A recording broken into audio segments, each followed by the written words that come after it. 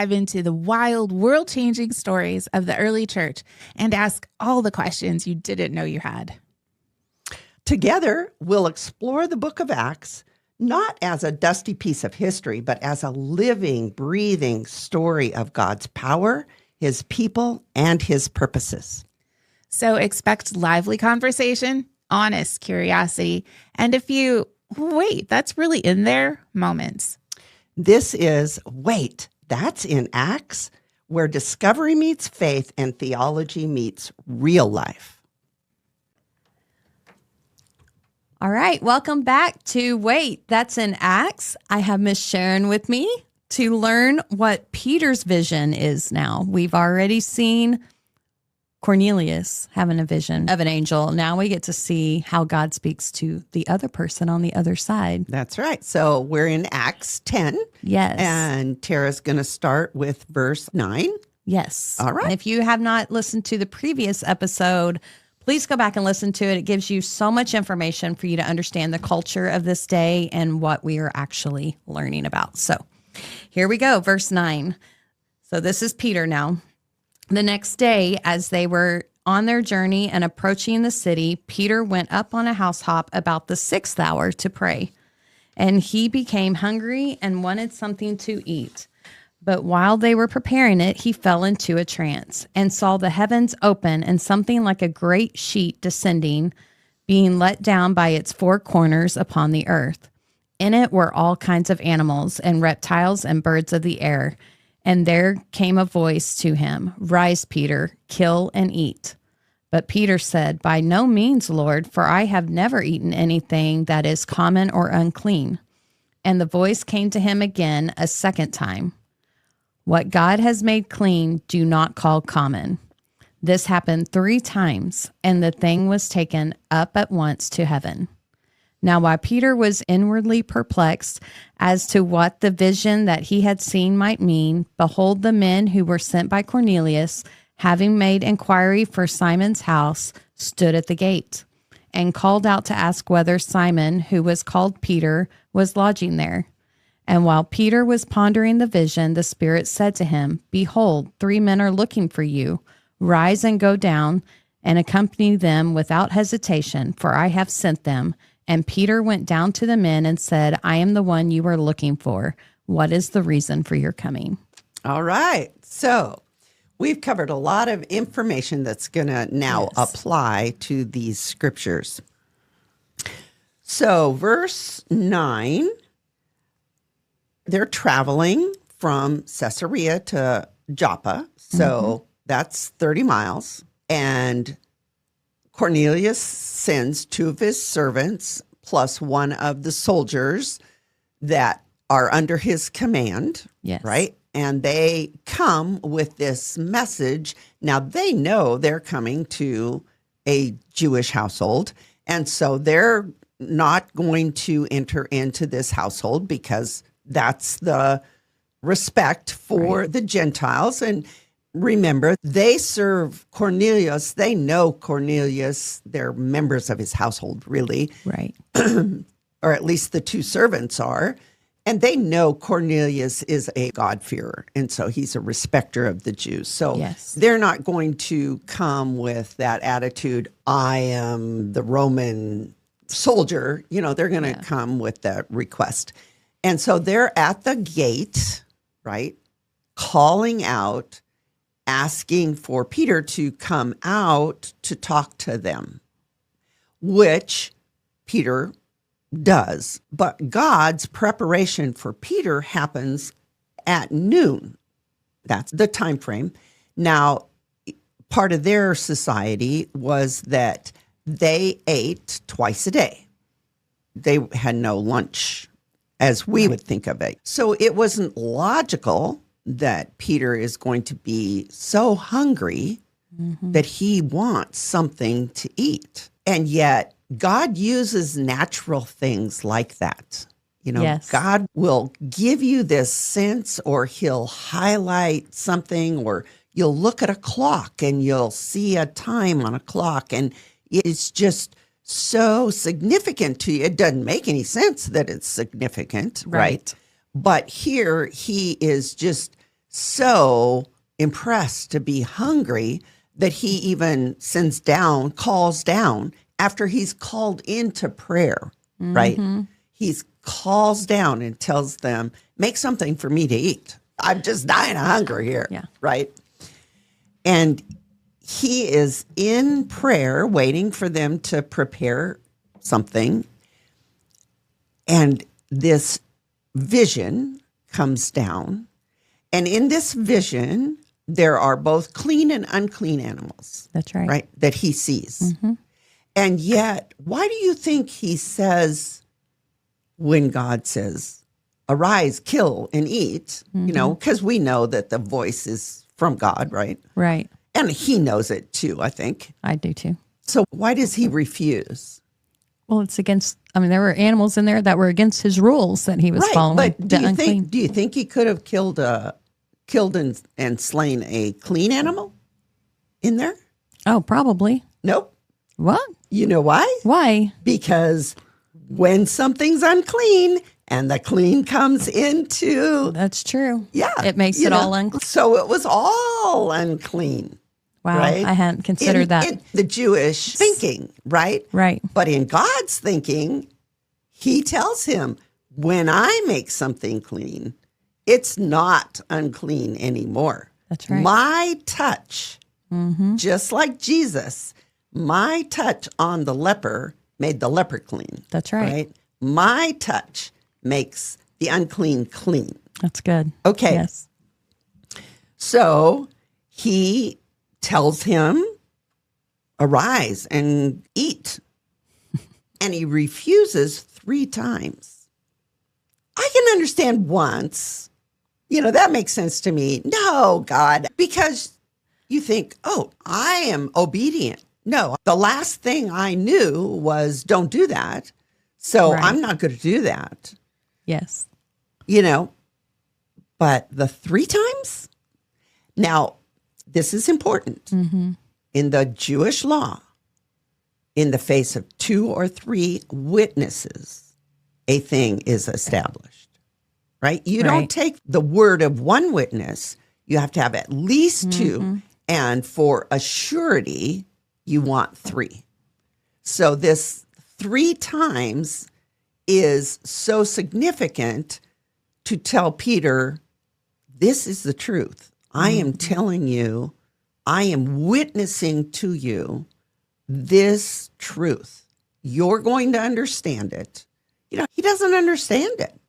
Right. Well, that vision doesn't make sense until the next part of the story comes. Exactly. Right. And isn't that true about our walk? A lot of times we get a piece and he tells us something and maybe we say, no, I'm not. No, that doesn't make any sense. I can do this or I can approach it that way. Right. Yes. And he gives you another chance and he'll even give you a 3rd chance. Right. That's right. A friend of ours this morning said, 3rd strike and you're out. Right. That's right. That's right. But God is diligent to help us. He's not trying to condemn us. He's trying to train us. Melissa always says, people are just high rep learners. And that's the truth, isn't it? I am one of those people. I am too. So we need that confirmations and we need that, that wasn't exact obedience. I thought I was okay. I thought I was obeying God. I adjusted myself this way or that way. But, sometimes we just have to learn piecemeal, right? Well, and honestly, God has to give us one step at a time because otherwise we try to change it and do it our way. Oh, absolutely. So we only know the next step in front.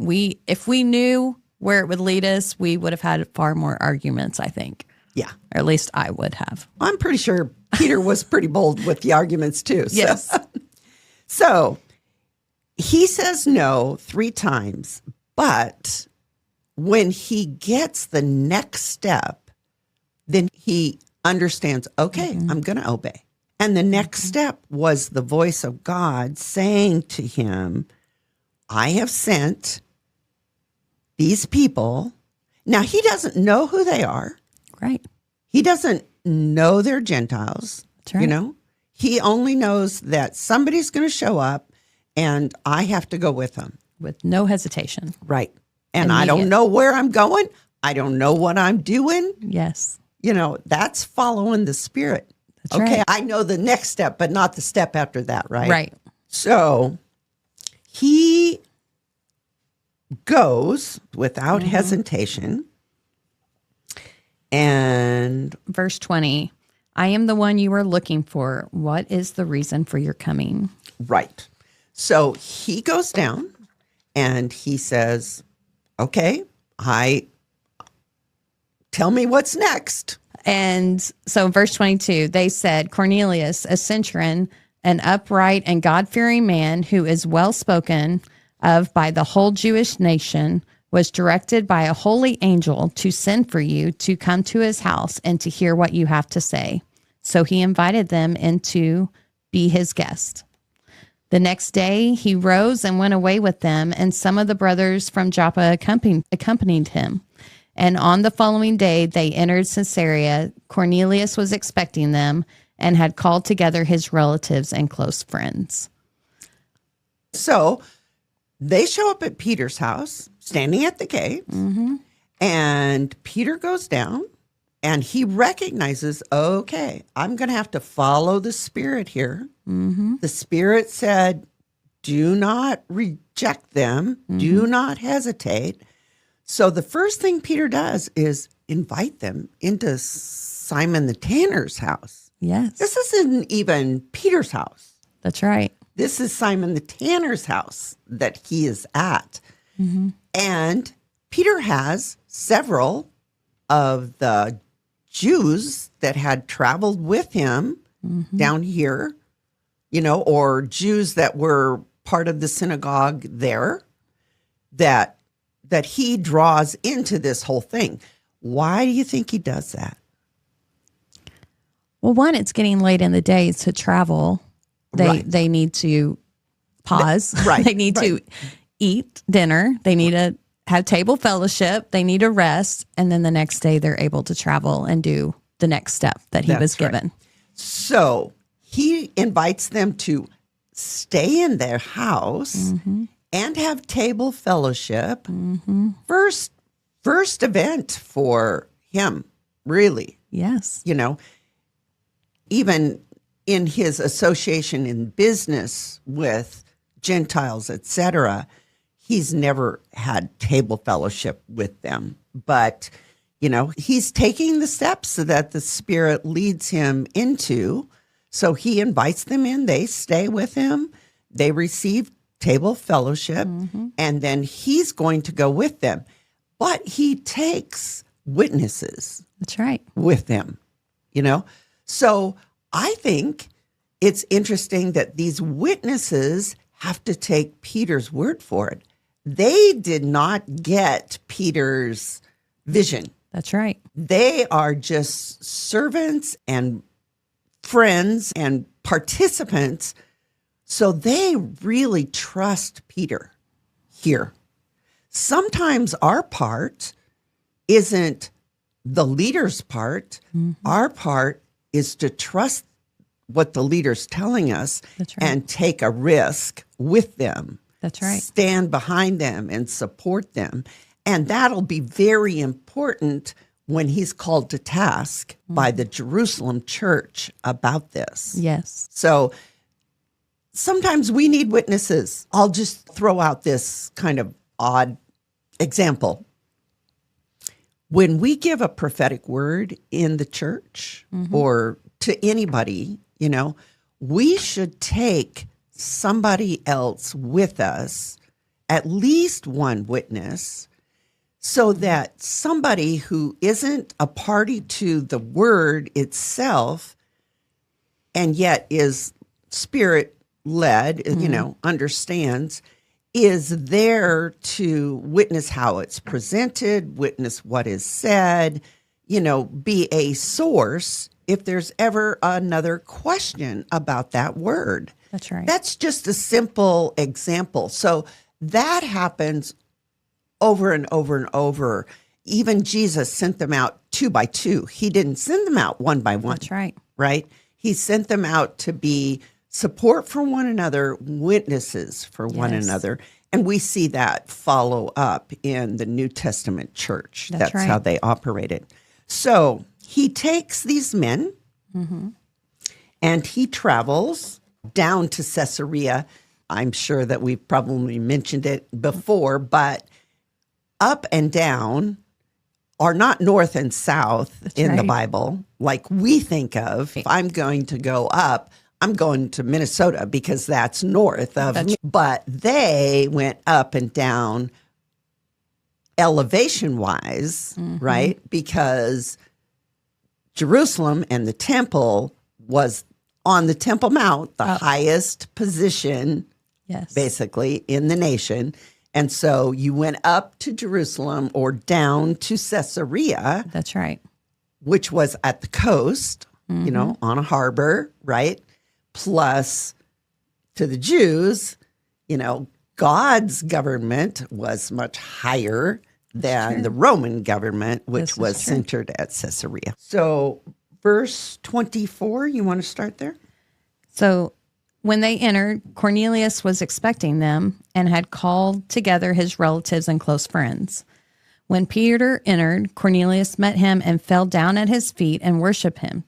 But Peter lifted him up, saying, "Stand up, I too am a man." And as he talked with him, he went in and found many persons gathered. And he said to them, "You yourselves know how unlawful it is for a Jew to associate with or to visit anyone of another nation. But God has shown me that I should not call any person common or unclean. So when I was sent for, I came without objection. I asked then why you sent for me." Okay, so we see that Peter at least learned the lesson, right? Yes. He got it. And that's to his credit that he is not resistant to the instruction of the Spirit, right? We see that Cornelius, he still has that high respect and regard, and he's thinking, oh, here is a servant of the Most High, you know, I need to worship him. Now, Cornelius is trained in emperor worship, and although he knows that the emperor is a man, he's still to be worshiped. So it's almost that same sense that Cornelius has about Peter, the leader, and Cornelius has been in the synagogue. So he's certainly heard about Peter somewhere along the line. So he's pretty impressed that Peter shows up and he's going to worship Peter. It's almost like a sign of honor. Like, I know you are higher than I in status. And it is, but Peter makes the point of saying, no, I am just a man. You only worship God, right? You don't give God's type of worship to anyone else. That's right. I think about an Old Testament story. It's a story of Naaman. Naaman comes to Elijah, right? Yes. And he is healed, and he recognizes that the God that Elijah serves is the only God. And so he says, and Naaman is very much like Cornelius in the same position of a soldier, right? Naaman is the right-hand man for the Gentile king that he serves from Syria. And so he says to Elijah, when he is healed and recognizes God is the only God, he asks for bags of dirt to go with him, right? Because he is taking that dirt into the temple or into the place that they are serving this false god. He's putting that dirt down so that he's saying, although I'm required to be here with this, my master, right? I am not serving this God. I am bowing down, worshiping to the God of Israel because I'm on Israel's dirt. That's right. Holy ground. Isn't that interesting? That is. Yeah. Anyway, it's the same kind of idea that Cornelius is going to be in a position of, right? Mm-hmm. Okay. So when Peter comes to Cornelius and he talks with him, he hears about the story, he comes in and sees Cornelius has collected all of his friends and his family. This is a big event. Big deal, Right. right? And so he begins, and God fills his mouth. He hasn't thought it out. He still really doesn't know exactly what's going to happen, you know? Yeah. He's just obeying step by step as God opens up something. So Cornelius says, the angel told us to get you, and you would come and you would tell us what to do. That's right. Okay. So he begins by saying, you yourselves know how unlawful it is for a Jewish man to associate with a foreigner or visit him or come into your house, right? But God has shown me that I'm not to call anybody, Jew or Gentile, unclean. Mm-hmm. If God has sent for you, God has touched you, God has called you clean, who am I, right? That's right. So I came without hesitation. Yeah. Right? And now he's asking for the next step. So I asked, for what reason have you sent me? And Cornelius says, so he tells the whole story. 4 days ago, I was praying in my house during the 9th hour, and behold, a man stood before me in shining garments and said, Cornelius, your prayers have been heard. Your alms have been remembered before God. Therefore, send to Joppa, invite Simon, who is also called Peter, to come to you. And so I sent for you immediately, and you have been kind enough to come. Now then, we are all here present before God to hear all that you have been commanded by the Lord. Right? Yes. So he's just basically setting up an audience for Peter to share all he has learned and what he is set to send out. Okay. So that's probably where we need to stop, and we're going to do a third one so we can get this story finished. All right. So now we know why Peter is there. That's right. And next episode, we are going to get to hear from Peter what he has to share with Cornelius and his family and everyone that he has gathered in his house. That's right. So we will see you next week so you can hear the gospel good news, or gospel gorgeous news, as one of my favorite scholars says. Well, that wraps up today's episode of Wait, That's an Acts? Where together we uncover just how wild, surprising, and inspiring the book of Acts really is. If you learned something new, laughed a little, or had one of those, wait, that's in there moments, share this episode with a friend. And you can find more conversation, notes, and upcoming topics wherever you get your podcasts. Until next time. Keep asking questions. Keep discovering the God who is better than you imagine.